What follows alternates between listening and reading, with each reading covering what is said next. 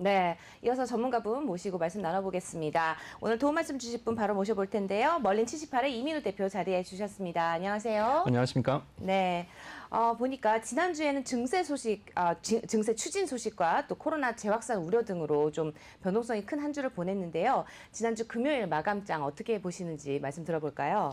네, 일단 지난주 전반적으로 일주일간의 그 주간 시황을 좀 말씀을 좀 드리면 그 다우, S&P, 나스닥 모두 다 뭐 이틀 정도 오르는데 3일 빠지고 이틀 올랐으니까 이제 뭐 전반적으로는 이제 뭐 약보합 정도, 보합 상태를 유지했다 이렇게 볼 수 있습니다. 저 표에서 보시는 것처럼 금요일 날은 이제 뭐 미국과 우리나라는 이제 색깔이 좀 다른 건 다 알고 계시죠? 네. 이제 시청자분들도 다 알고 계실 텐데 우리나라는 빨간색이 빠지는 상승장이죠. 거지만, 상승장이지만 우리나라는 미국은 이제 상승장이 빨간색이고. 초록색이고. 상승장이 초록색이죠. 그렇죠. 그 이제 초록색이죠. 근데 그 금요일 전체는 이제 전반적으로 다 초록색이었습니다. 그런데 이제 이게 금요일 그 목요일 날 그 자본이득세 추진에 대해서 상당히 많이 빠졌던 부분에 대한 반등으로 좀 올랐던 부분이 좀 있고요. 그래서 전반적으로 봤을 때 테크놀로지나 파이낸스, 뭐 헬스케어나 커뮤니케이션 서비스 같은 이제 전통적으로 이제 지수를 지금까지 견인했던 부분, S&P랑 그 나스닥에서 기술주 위주의 그 산업들이 다 상승을 했고, 다우존스 지수의 그 전통 산업군도 조금씩 상승을 좀 했습니다. 그리고 그 러셀 같은 경우 그 중소형주로 구성된 종목들도 거의 2% 가까이 그 지수가 상승했습니다. 네. 이번 주에 그러니까 기업들 실적, 특히 빅테크 기업들의 실적이 나오지 않습니까? 테슬라를 포함을 해가지고. 네네. 근데 지금 현재까지 발표된 내용을 보면은 대략 한 기업 실적을 발표한 기업의 86%가 예상치를 웃돌더라. 그런 보도가 나오고 있는데 네네. 사실 이들 기업이 예상보다 좋은 실적을 발표해도 주가에 크게 오르진 못할 거다. 네. 이미 그런 기대가 반영이 돼 있다. 이렇게 얘기를 하거든요. 어떻게 보세요? 그게 선반영됐기 때문에 그런 영향이 좀 있을 것이다. 이런 얘기도 있고, 또 두 번째는 또 이제 자산이 뭐 이제 부동산도 마찬가지지만 이제 코인 같은 다른 대체 자산으로 이제 분산이 됐기 때문에 그 상승 여력이 뭐 그 실적에 비해서 많이 오르지는 않을 것이다. 뭐 이런 얘기가 있긴 합니다. 근데 뭐 그 실적이 예상하는 것을 이제 훨씬 비트하게 되면 뭐 그거보다 더 오를 가능성이 좀 있는데, 그 S&P 500의 그 EPS 그 주당 순이익만 보더라도 그 전분기 같은 경우는 주당 순이익이 11.88% 그 11.8불 정도에 해당했었는데, 이번 분기 발표되는 그 예상 순이익이 주당 순이익이 39불 정도 되니까 예상 그 전분기 대비해서 거의 4배 가까이 오른 것으로 보이기 때문에 그 실적이 발표된 이후에 더 오르지 않을 것은 뭐 이 추세상 그 이제 상승 속도가 좀 줄어들긴 하더라도 약간 더 오르기는 할 여력은 좀 남아있다고 보이십니다. 근데 뭐 물론 항상 시장이라는 게 비관도 있고 낙관도 있기 마련이지만 지금 말씀하시는 걸로 봐서는 전분기에 비해서 실적 순이익이 늘어났기 때문에 네네. 그게 주가가 올라갈 수 있다 이렇게 얘기를 하지만은 사실 이익을 갖고 얘기를 하자면은 펄을 봐야 되는 거 아닙니까? 그렇죠. 근데 펄은 지금 너무 높은 수준 아닌가요? 많이 올라왔죠. 네. 그러니까 물론 뭐 낙관적으로 보는 입장에서 앞으로 더 좋아질 거다, 더 오를 여력도 있다, 뭐 이렇게 얘기를 하지만 비관적으로 보는 입장에서는 정말 이거 버블의 마지막 단계 아니냐라는 얘기는 끊임없이 나오고 있거든요. 네.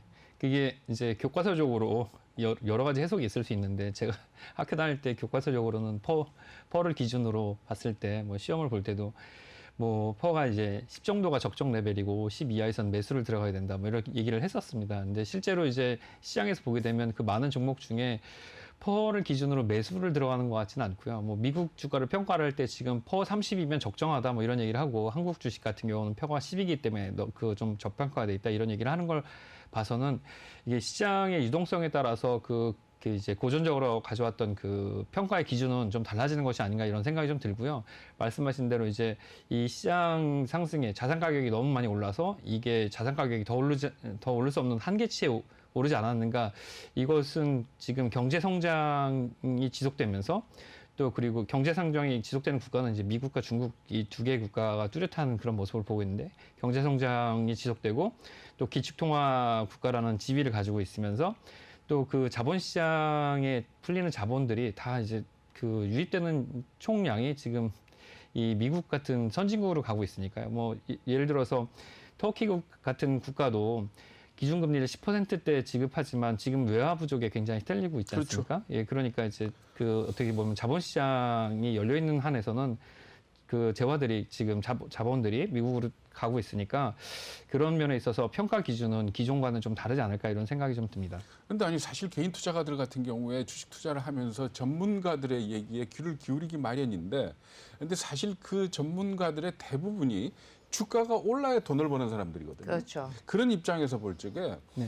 방송에서는 물론 오를 가능성이 크다 손치더라도 네. 떨어질 수 있는 부분에 대해서도 좀 지적을 해주는 게 옳지 않은가, 저는 그렇죠. 그렇게 네. 생각을 하거든요. 그렇게 볼 때 앞으로 뭐 돈이 더 풀릴 것이고 하는 이런 부분은 있지만 분명하게 좀 이 과하다 하는 부분도 있는 건 사실 아닙니까? 예, 맞습니다. 근데 이게 수익적 측면에서 뭐 말씀을 좀 드리자면 뭐 이제 김기성 앵커님께서는 이제 항상 그 중립적 태도와 냉정한 태도를 이제 가지려고 하시니까 제가 말씀을 드리면 여쭤보면 그 장 앵커님께서는 그 시장을 바라볼 때 비관론자와 낙관론자 중에 누가 더 돈을 많이 벌 거라고 생각을 하십니까? 저는 비관론자 쪽이 더 많이 벌 것 같아요. 네. 아니죠. 그러니까 낙관론자가 하이 리스크 하이 리턴이죠. 네. 오히려 상승장을 그렇죠. 예상을 하기 때문에. 네. 네. 네, 비관론자보다 낙관론자가 돈을 더 많이 벌게 됩니다. 이유는 비관론자는 그 자산을 싸게 팔기 때문입니다. 싸게 판 자산을 낙관론자가 싸게 사서 비싸게 팔 수 있기 때문에 네. 낙관론자가 돈을 더 많이 벌게 그런데 되는 그거는 거죠. 상승장을 전제로 낙관론자가 비관론자보다 많이 번다는 얘기고, 네. 반대로 하락장을 전제로 하면은 네. 낙관론자가 비관론자보다 네. 훨씬 더 많이 잃게 되겠죠. 예. 그러니까 하이 리스크 하이 리턴이죠. 예, 그래서 그 기간을 이제 5대5로 보면 말씀하신 게 이제 맞을 텐데 이 시장 전체로 뭐 120년 넘게 지속된 현대 이제 금융시장을 봤을 때 낙관 그 상승장과 이제 하락장의 구간을 비교를 해보면 뭐 아시면서도 그렇게 대답하셨을 것 같은데 그 상승장은 60%고 하락장은 30% 중간 정도가 조정 장이었다? 기간이었습니다. 그러니까 전반적으로 봤을 때 자산 시장의 상승은 지속되고 있고 여기서도 나타나는 게 이제 항상 그 자산 시장의 K자 분류. 네. 그러니까 이제 양극화랑 이런 어떤 그 선진국과 그렇지 않은 국가 간의 자산의 어떤 격차가 좀 벌어지는 것은 어쩔 수가 없는 것 같습니다. 그럼 제가 단도직입적으로 여쭤보겠습니다. 지금 같은 시점에서 지금 이벤트가 굉장히 많이 있잖아요. 이번 네. 주 같은 경우는. 네네. 그럼 저희 서학개미 분들 같은 경우는 굉장히 좀 우려를 하고 있으실 것 같아요. 네네. 이미 또 들어가신 분들도 계시고 이미 보유하고 계신 분 종목들도 있으실 텐데 네. 이 이벤트를 앞두고 이제 출렁이면은 사람의 심리라는 게 이렇게 굉장히 움직일 수밖에 없거든요. 예, 이럴 때 어떻게 해야 될지 그냥 관망세를 유지하는 게 맞는 건지. 이게 미국 주식은 뭐 한국 주식이랑 다르게 이제 한국도 마찬가지인데 이제 그 말하자면 작은 주식들 뭐 동전주가 아니더라도 작은 주식들 시총 규모가 작은 종목들 같은 경우는 뭐 뉴스에 굉장히 많은 출렁임들을 보이는 건 사실입니다. 그러니까 뭐 테마나 이슈마다 이제 하락의 어떤 급락하는 모습을 좀 보이고 그러는데 뭐 네이버나 삼성전자가 어떤 이슈에 뭐 5%, 10%씩 폭락하는 모습을 보지는 못하셨을 거예요. 근데 마찬가지로 미국에 있는 제가 여기서 추천드렸던 대부분의 종목들이나 시장 규모도 우리나라보다 뭐 훨씬 더 크기 때문에 그렇죠.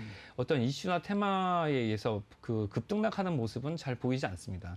근데 그렇기 때문에 지금 뭐 오늘 밤부터 뭐 이제 그 테슬라 뭐 아니면 그 3M 뭐 GM 뭐 그 G나 뭐 구글 알파벳 이런 그 이제 대형 그 IT 공룡 기업이나 대형 그 한국 그 이제 서학개미들이 선호하셨던 종목들이 이제 발표를 하게 되는데 그 실적 발표 이후에 좋은 뉴스가 나왔다 그래서 그럼 팔고 나오냐? 그렇지 않습니다. 이제 실제로 그 좋은 실적이 나오면 이 좋은 실적 가지고 배당을 주거나 자사주를 매입하거나 하기 때문에 주주 친화적 정책을 가지고 있는 그 미국 시장의 특성상 주가가 더 오를 가능성이 있어서 더 많이 들어가게 됩니다.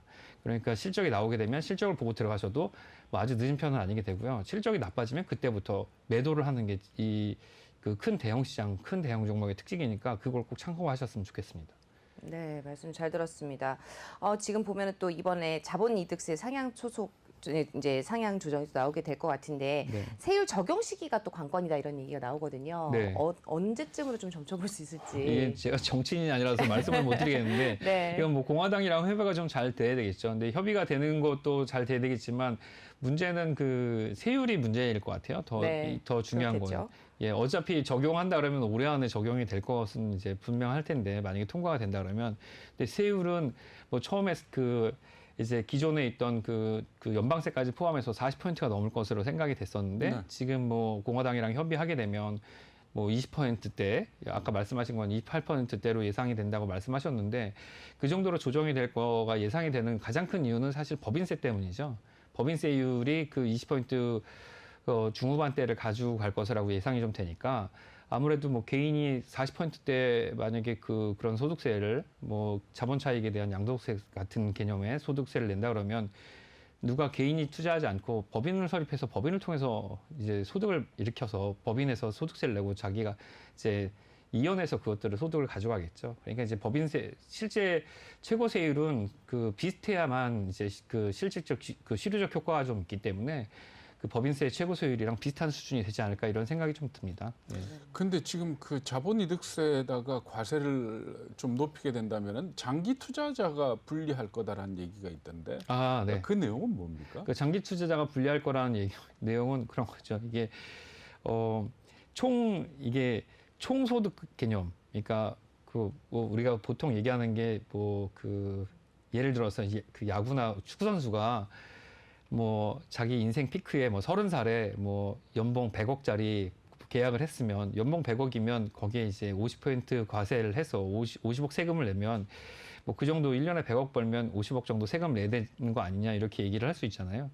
근데 사실 그 30살 되기 전까지 뭐 10살부터 20년 동안 거의 돈 많이 못 벌고 쓴 돈이 엄청 많은데 그걸 이제 그 안분하면 사실상 100억을 한 해에 번 게 아니고 20년 동안 썼던 돈과 이제 계산을 하게 되면 그렇게 많은 돈이 아닌데도 너무 과한 세금이다 이렇게 계산하게 되는 거 그렇게 그 변론을 할 수 있는 것처럼 장기 투자했을 때 가장 많은 소득이 나오는 것은 이제 맨 마지막 구간에서 소득이 많이 나오게 되는데 그 이전에 투자 기간에 있던 이제 시간에 대해서는 그만큼 과세가 되지 않으니까 장기 투자를 했을 경우에는 이제 맨 마지막 단계에서 그만큼 세금을 내는 부담이 있어서 그러니까 매각해서 예. 이익이 현실화됐을 때 세금을 내니까 오래 갖고 있었던 사람들이 자연히 네네 그렇죠. 그 높은 세율을 적용을 받게 될 것이다. 예, 이 그렇죠. 말씀이시죠? 예, 맞습니다. 제가 또 여쭤보고 싶은 게 있는데 전문가님 저희 매크로적인 시각에서 이제 항상 저희 시장을 봐주고 계시는데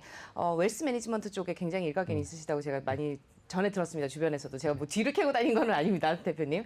그런데 제가 궁금한 거는 지금 매니지먼트를 하고 계신 분들 중에서 굉장히 많은 부를 가지고 계신 분들이 계세요. 그런 분들은 포트폴리오에 어떤 걸 담고 계신지, 뭐 제가 포트폴리오를 다 열어봐달라고 할 수는 없겠지만 주로 이제 저희 서학개미 분들이 가지고 있는 그런 종목들과 일치하는 그 종목들이 있는지 이게 굉장히 궁금하거든요. 네, 일단 뭐 말씀을 드리자면 이제 우리가 굉장히 익숙한 기업들은 대부분 다 들고 가세요. 뭐 애플 그리고 테슬라 그리고 마이크로소프트 이런 기업들은 다 들고 계시고요. 뭐 알파벳도 들고 계십니다. 그리고 또 뭐 주목할 만한 건 작년에 많이 빠졌던 때 이제 굉장히 많은 자산을 유입을 하셨는데 뭐 LVMH 같은 루이비통 같은 회사들도 많이 매집을 하셨고 이제 우리가 보통 얘기할 수 있는 이 커뮤니케이션 섹터 그리고 커머셜 섹터의 그런 이제 일상생활에서 꼭 필요가 되는 부분들에 대해서는 이제 항상 그런 자산의 비중을 늘리는데 이제 부유한 자산가들이 투자하는 부분은 일상생활과 멀리 있는 부분은 아닙니다. 네. 일상생활과 멀리 있는 부분은 아니고 뭐 본인들이 목표하신 부분이 있는 그 수준에서의 수익률이 달성이 되면 그걸 다시 현금화시켜서 현금을 들고 계시지 않고 바로 다시 또 다른 현금할 수 있는 투자할 수 있는 자산으로 즉시 전환을 하게 되는데 전환하는 부분은 이 경기 순환과 항상 밀접하게 관계가 있습니다. 주식에서 주식으로 옮겨 타는 경우가 많습니다. 예, 그렇습니다. 주식에서 주식으로 옮겨 타는 경우가 많고 거기서 보통 이제 증여를 하거나 자산을 이전을 할 때는 이 자산의 형태가 전환되는 경우가 좀 있습니다. 보통 이제 주식에서 부동산으로 전환이 된다든가 주택에서 다른 상업용 부동산으로 전환된다든가 그런 경우가 좀 많이 있습니다. 미국 시장에 투자하는 사람들 같은 경우에 한국 시장하고의 포션, 물론 개인적인 네네. 경험이겠지만 포션이 어느 정도 됩니까? 뭐 전반적으로는 한국 주식시장에 투자하시는 분들이 상당히 더 많고요. 한국 주식시장이 7이면 뭐 미국 주식시장이 뭐 3이라고 볼 수가 있는데 실제로 한국 주식시장은 변동성이 많이 크기 때문에 한국 주식시장에서 가지고 계신 종목들은 다 대형 종목 위주라서 그 WM적 측면에서 봤을 때는 그렇게 많이 그 매매를 하시지는 않으시는 편이고, 그리고 또 한국의 대형 종목은 상승 추세가 그렇게 높지가 않기 때문에 한국 대형 종목을 많이 좀 줄이시는 편이고, 그 해외 종목, 특히 미국 종목으로 좀 많이 갈아타시는 편이라서 예전에는 9대 1이었으면 지금 7대 3 정도까지 많이 조정이 된 편입니다. 그러면 이제 부를 이제 가지고 계신 분들은 조금 더 수익을 안정적으로 가져갈 수 있고 네. 이제 실생활과 밀접한 관계가 있고 예. 또 계속해서 현금 흐름을 좀 이제 돈을 굴리고 계시다 이렇게 해석을 해보면 될까요? 예, 맞습니다. 네. 근데 네. 어쨌든 간에 뭐 작년 같은 경우야 어디든 다 좋았으니까 수익이 네. 났을 텐데 네. 과거 성적표는 어떤가요? 과거 성적표는 그 미국 같은 경우는 뭐 1년 하락했으면 1년 상승하는 그런 패턴을 계속 보였습니다. 그러면 미국 시장에 투자할 때 목표 네. 수익률을 주식을 위주로 네. 볼 때 네. 어느 정도 잡는 게 정상적입니까? 저희가 말씀드릴 때는 보통 6에서 7%를 보라고 말씀드리는데 6에서 예. 7, 꽤 예. 높네요. 예, 꽤 높은 편입니다. 근데 6에서 7%를 말씀드린 거는 미국에서 가장 높은 배당 성향을 가진 종목들은 보통 5에서 6%를 꾸준히 지급하고 있기 때문에 배당주 더하기 그 시세 차익을 더하는 것들을 이제 말씀을 좀 드리는데, 사실 그게 이제 세후로 계산하게 되면 세후 이제 양도 차익이 22% 정도 되기 때문에 그걸 감안하게 되면 약간 더 떨어질 수는 있겠습니다. 근데 이제 일단 배당 성향이 높은 부분에서 오는 그 수익률이 좀 있을 수 있고요. 그러니까 세금 내고도 한 4 내지 5% 정도. 예, 그 이상은 네. 꾸준히 가져왔습니다. 특히 뭐 그 이제 그 과점이 아니고 거의 독점적 형태, 독점적 지위를 가지고 있는 이제 이런 그 테크 기업 같은 경우는 상승률이 훨씬 더 높았기 때문에 그 부분에서의 어떤 그 상승률에 대한 그 양도 차익은 더 높은 편이라고 말씀드릴 수 있습니다. 네. 어때요? 그렇게 큰 돈을 가지고 주식 투자하는 사람들 비트코인도 삽니까? 안 사십니다. 네. 전혀요. 네, 안 사십니다. 그런 어떤 투기적인 성향이 있는 거에는 투자를 하지 않는다라고 보면 될까요? 네, 일단 잘 모르시기 때문에 안 사신다고 얘기하고요. 뭐 그거 이제 효용이나 가치 문제 이런 것보다는 잘 모르시기 때문에 안 하신다고 보통 말씀하시고, 그게 뭐 아침, 점심, 저녁이 다 다른데 그런 거는 성향이 맞지 않다고 얘기하시는 편이 더 많다고 말씀을 드리죠. 그러니까 그런 분들은 전업 투자자는 아니죠. 예, 전업 투자자는 아닙니다. 그렇게 그 자산을 형성하신 분들은 현금 유입이 항상 있으세요. 현금 유입이 있으시면서 그 현금 유입을 다 쓰고도 훨씬 더 초과하는 돈이 있기 때문에 계속 투자가 되는 거죠. 반대로 조금 더 이제 뭐라 그럴까 이제 실질적으로 벌면서 이제 돈을 굴리는 분들, 좀 더 네. 공격적인 투자 성향을 가지신 분들은 어떤가요? 그런 분들은 네. 뭐 이렇게 비트코인이라든지 아. 아니면 조금 더 이렇게 변동성이 큰 종목에 네. 담고 있는 포트폴리오를 담고 있나요? 네, 그 보통 뭐 현금 유입이 많고 자산은 아직 형성되지 않은 분들은 이제 직업군으로 봤을 때는 이제 전문직들, 뭐 이제 뭐 이제 의사, 약사, 변호사, 예, 네. 예. 그런 의사, 약사, 변호사 같이 이제 현금 유입이 많은 직업들을 볼 수 있는데, 그런 분들 같은 경우는 그 규모를 빨리 키우려는 그런 욕심 때문에 대형 종목보다는 약간 더 작은 규모, 그리고 이렇게 그런 어떤 트렌드를 타는 종목들, 뭐 바이오를 한다든가 뭐 IT 중에서도 약간 좀 가벼운 거에 비중을 더 많이 태우는 그런 편이라고 볼 수가 있습니다. 그것도 어떻게 보면 실질적으로 밀접한 관계가 있는 예, 그죠? 그렇습니다. 예, 약사나 의사분들이시니까 예, 예, 그렇죠. 근데 그렇습니다. 그런 사람들 많더라고요. 그러니까 네. 미국에 유학 갔다 오고 네, 뭐 영어 되고 네네, 하는 친구들이 게임스탑, 네네. 레딧 같은 데 들어가서 거래를 하는 경우가, 그걸 기준으로 거래를 네. 하는 경우가 꽤 많더라고요. 예, 예. 월스트리트 같은 거 보고 네네. 예, 따라갈 수 있죠. 네. 네, 오늘도 말씀 잘 들었습니다. 오늘 시간 관계상 여기까지만 들어보도록 하고요. 저희 내일 또 말씀 이어가도록 하겠습니다. 오늘 도움 말씀 주신 분 멀린 78의 이민우 대표였습니다. 말씀 고맙습니다. 감사합니다.